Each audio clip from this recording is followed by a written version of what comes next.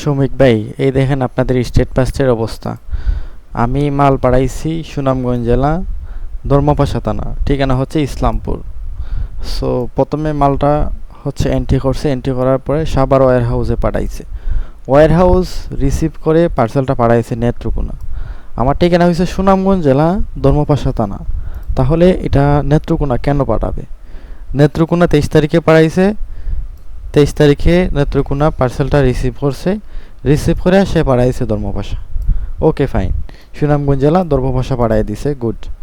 ধর্মপাশা পার্সেলটা রিসিভ করছে, রিসিভ করে সে আবার পাঠাই দিছে সাভার ওয়্যার হাউসে।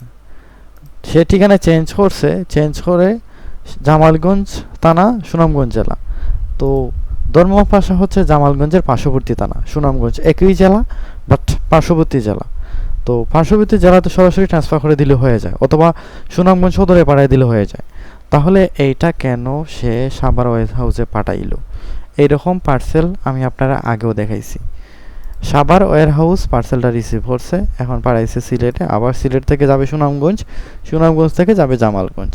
তো এইভাবে পার্সেলটা ঘুরতে ঘুরতে পার্সেলটা আলটিমেটলি যখন রিটার্ন হয়ে যাবে, এইটার খেসারত স্বরূপ ডেলিভারি চার্জটা আমার বহন করতে হবে। এইটা হচ্ছে আপনাদের স্টেট পাসের অবস্থা।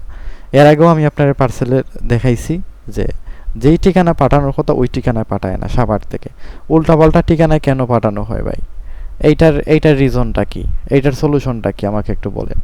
কাস্টমারে ফোন দিতেছে পার্সেলের জন্য বারবার। কাস্টমারের লোকেশন ধরে নিলাম আমি ক্লিয়ার না, ধরে নিলাম ক্লিয়ার না, তাহলে নেত্রকোনা কেন পাঠাবে? নেত্রকোনা পাঠানোর তো তার মানে নাই।